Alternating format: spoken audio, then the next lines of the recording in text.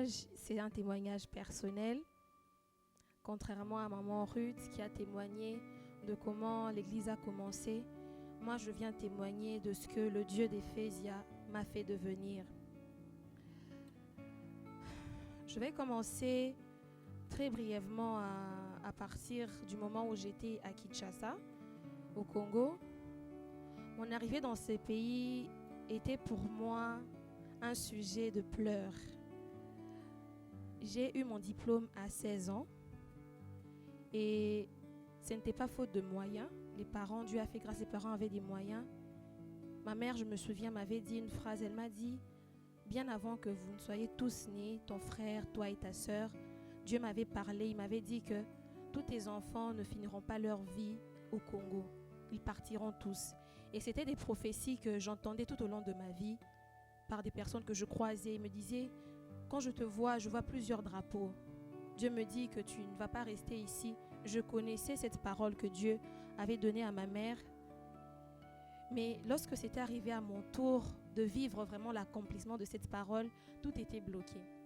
Mon frère a eu la grâce de partir directement. Dès qu'il a obtenu son diplôme, il est parti. Et moi, j'ai obtenu mon diplôme à 16 ans. Je me suis retrouvée à commencer l'université au pays. 1 année en droit, 2 ans en droit, 3 ans en droit. Et j'ai tenté tous les pays possibles. Je me souviens, si je regarde mon ancien passeport, j'ai fait mon passeport en 2017. Mon ancien passeport est rempli de refus de partout. Je me souviens que la dernière fois, la dernière chance que j'avais eue, mon père m'a appelé, il m'a fait asseoir, il m'a dit, ma fille, on a tout fait pour toi. Tu as vu nos sacrifices. Ce n'est pas qu'on est mauvais, mais j'ai l'impression que Dieu ne veut pas que tu partes. Alors continue tes études ici et on verra plus tard. Pour moi, c'était comme une massue qu'on me faisait tomber. Je me suis dit, Seigneur, pourquoi à mon tour seulement? Par rapport à mes frères, j'ai mon frère aîné, ma petite sœur, ils ont eu une enfance normale. J'ai toujours eu une enfance différente de mes frères. Je me suis dit, pourquoi c'est toujours à moi qu'arrive ce genre de choses?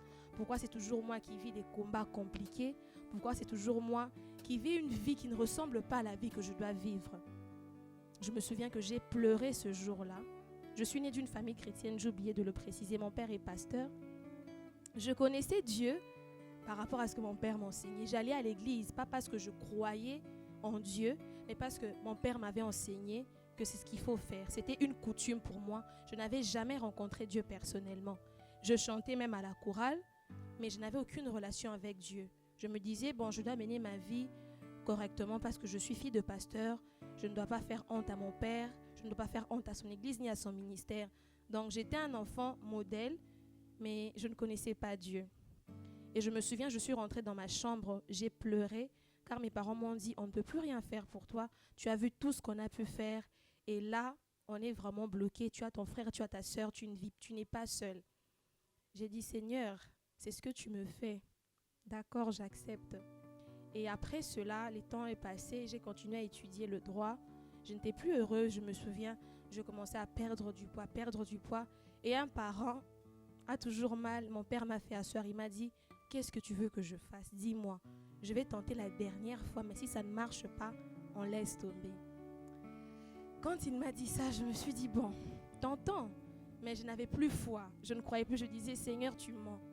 Tu mens, tu es un menteur. Tu dis des choses que tu ne réalises pas. Peut-être que tu avais dit cette promesse pour mon frère, mais pas pour moi. Parce que moi, je ne vis pas ça. Et j'ai entendu parler de la Biélorussie. Je me suis dit, c'est quel pays encore, Seigneur? Moi, je voulais la France, je voulais le Canada, j'ai fait la Pologne, j'ai fait l'Autriche, j'ai fait quoi encore? La Nouvelle-Zélande, j'ai fait plusieurs pays, j'ai fait l'Ukraine. J'ai fait l'Ukraine. Peut-être qu'en ce jour, je serais morte là-bas. Dieu connaissait son plan. C'est lui qui avait fait toutes ces choses. J'ai fait l'Ukraine et c'était le dernier pays. J'ai reçu un refus de l'Ukraine et les gens de l'agence me disent, tu peux introduire un recours. Et le refus de l'Ukraine, très brièvement, je suis venue, j'ai passé mon interview très bien. Même la personne qui m'interviewait m'a dit, félicitations, en tout cas, je pense que ça sera bon. C'est fini. Et quand il fallait traiter les dossiers, le Covid arrive. on change d'ambassadeur. J'ai dit, Seigneur, pourquoi seulement à mon tour que ce genre de choses se passe? Qu'est-ce que j'ai fait? Et on me donne un refus et on commence la Biélorussie. Je n'avais plus d'espoir. Je me disais, bon, tant mieux d'étudier le droit. Si je serais avocate, de toute façon, ma mère est juge, donc j'aurai un bon poste ici. Ce n'est plus mon problème. Seigneur, tu m'as abandonné. Je continue ma route. Mais Dieu faisant grâce, un jour, je reçois l'appel de l'agent. Il me dit, tu as le visa.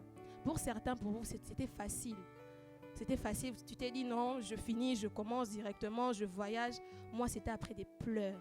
Après des pleurs, après la dépression, après beaucoup de problèmes d'estomac. À peine 16 ans, j'avais des problèmes d'estomac. Pourquoi? Je ne voyais pas clair dans ma vie. Et j'avais compris lorsque je suis arrivée, quand j'avais commencé à prier, quand le Seigneur m'a accordé le voyage, il m'a fait venir ici. J'ai dit, Seigneur, tu m'as fait venir dans ce pays et après cela, moi, je vais te servir. Amen. Mais on fait des promesses à Dieu, des fois, on oublie. J'ai fait la promesse à Dieu comme ça. Je n'ai pas tenu ma promesse. Je suis arrivée dans le pays. Il y a un vent qui m'a pris. J'ai oublié tout par quoi je suis passée. J'ai oublié comment Dieu a fait de son mieux pour que moi j'arrive ici. J'ai oublié toutes les promesses de Dieu. J'ai oublié même la promesse que j'avais faite à Dieu de le servir s'il m'accordait le voyage. Et j'aimerais dire à quelqu'un, quand tu fais une promesse à l'Éternel, souviens-toi, bats-toi pour que cette promesse tu la réalises. Parce que Dieu nous fait du bien et le strict minimum que nous pouvons faire, c'est de reconnaître ses bienfaits en respectant nous-mêmes nos engagements. Je me suis engagée auprès de Dieu, j'ai oublié. C'est comme si tu signes un contrat avec quelqu'un, tu as les trucs que tu dois respecter et les clauses que l'autre partie doit respecter. Dieu a respecté ses clauses, toi tu ne respectes pas tes clauses. Je suis arrivée dans le pays en 2021, le 8 juillet, emportée par le vent de ce pays. J'ai même oublié que je suis fille de pasteur. J'ai oublié tout ce que mes parents ont pu m'enseigner. J'ai subi une vague de... Je ne sais pas ce qui me prenait en tout cas. J'étais comme possédée, comme envoûtée. Aujourd'hui, quand je regarde en arrière, je me dis, ce n'était pas moi. C'était une autre personne. J'étais devenue l'ombre de moi-même. J'ai perdu le nord. Je ne partais même plus à l'église. Alors que j'avais la coutume de partir tous les jours à l'église. Je fouillais l'église.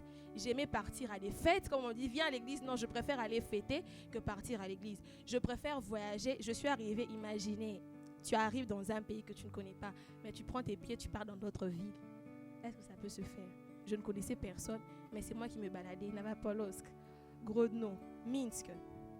Et après, Dieu, se souvenant de la promesse que je lui avais faite, il a commencé à mettre les choses en jeu pour que je me souvienne de ça, pour que je rentre vers lui. Dieu a commencé à m'appeler, mais j'ai refusé l'appel de Dieu. Dieu a commencé à me parler au travers de notre papa, le pasteur Fleury. Le pasteur, à chaque fois qu'il me voyait, en ce moment-là, il n'était pas encore pasteur, mais quand je le voyais, je fouillais toujours et dis, ah non. Comme papa Christian, je me disais, ah, ce monsieur, il va commencer encore avec ses trucs. Tu dois servir Dieu, tu dois servir Dieu. Et je n'aimais pas ça. Mais Dieu, dans sa souveraineté, a commencé à mettre les choses en œuvre. Moi qui m'étais éloignée de lui, je m'étais attachée à autre chose que lui. J'ai fait devenir autre chose Dieu devant moi que Dieu lui-même. Il a décidé de mettre la pagaille dans toute ma vie. Dieu a soufflé un vent terrible dans ma vie, à telle en sorte que tout le monde autour de moi m'avait abandonné. J'ai subi des trahisons. On me poignardait de tous les côtés. Je n'avais plus personne. J'étais abandonnée de tous. Tu entends ton nom à gauche, on dit telle chose. À droite, on dit telle chose. Si vous étiez là peut-être en 2021-2022, vous aurez eu entendre le vent. Quand on cite Enodia, vous n'allez jamais entendre mon nom dans des bonnes choses. Et la plupart de tout ce qui se disait, 90% était faux. Je me disais, Seigneur, je me suis dédoublée dans ce pays ou comment? Comment j'entends mon nom dans des choses que je n'ai jamais faites? Et l'Éternel a décidé, comme je l'ai dit, de mettre la pagaille dans ma vie. Tout le monde a commencé à m'abandonner. Il a commencé à me rappeler que lui m'avait appelé, que moi j'ai mis d'autres personnes à la place où lui il devait être dans ma vie. Et je commençais à recevoir des messages de partout. Je me souviens, même des amis qui sont à l'étranger, ils m'écrivent, non, je te voyais en train de te battre avec ton père. Ton père venait te dire, pourquoi tu fais ça? Pourquoi tu me déshonores? Je t'appelle, pourquoi tu refuses? Je comprenais, mais je ne voulais pas mettre en pratique. Et Dieu a décidé de m'emmener encore plus bas. Il me restait une seule personne, un seul ami. Et cet ami, lui aussi, m'a abandonné. Je me souviens une fois, j'étais dans la chambre de l'hostel, j'étais au 12e étage. Je pleurais, j'ai dit, Seigneur, qu'est-ce que j'ai fait? Je suis arrivée ici, je pensais que les choses allaient changer, mais j'ai vu les mêmes réalités. Pourquoi je souffre autant? Et le Seigneur me rappelle que je t'avais appelé, tu ne m'as pas répondu.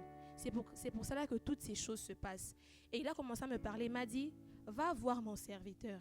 Il m'a montré notre papa. J'avais plus personne, mais en ce moment-là, il y avait une seule personne qui a accepté de me prendre par la main. Notre papa qui est là, il m'a pris du plus bas. J'ai même les larmes aux yeux. Il m'a pris du plus bas. Il m'a pris vraiment du néant. Je n'étais rien. La personne que je suis aujourd'hui, excusez-moi, en grande partie, c'est grâce à ce monsieur, mon père. Dieu m'avait parlé, il m'a dit, va vers lui, mets-toi à ses pieds, apprends de lui. C'était dur. Je me souviens une fois, la première fois que lui et moi on a discuté, on était dans sa chambre à l'hostel, je n'étais pas à l'aise, je ne supportais pas être dans sa présence. Je sentais comme en moi des choses qui me disaient sors.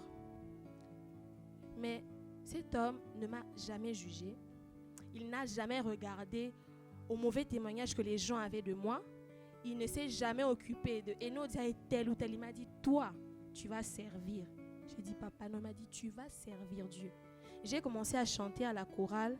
J'avais honte. Je savais que tous les regards qui étaient sur moi, c'était des regards dédaigneux. Les gens me jugeaient. Mais à chaque fois, il me disait, continue de servir. Moi, je sais pourquoi je t'ai mis là. Cet homme a été insulté à cause de moi. On l'a insulté sur les statues. J'avais honte du Seigneur.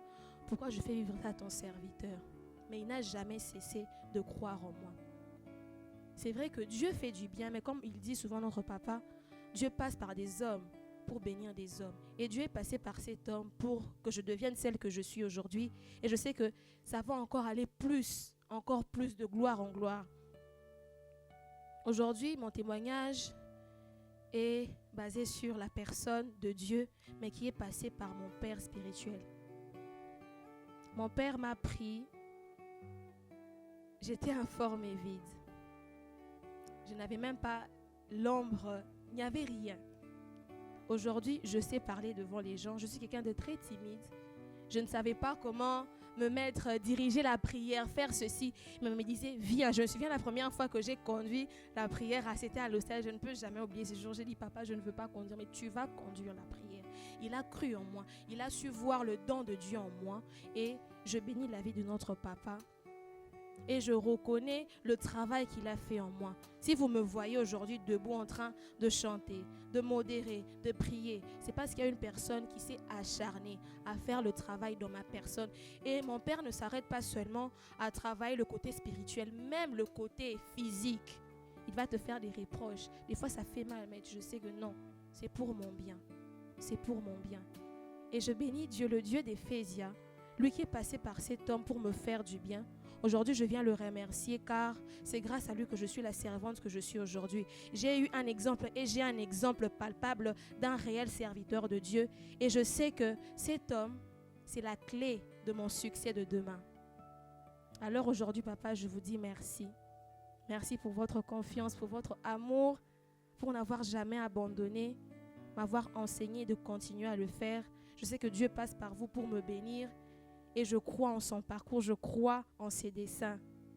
Donc, c'est par là que je termine.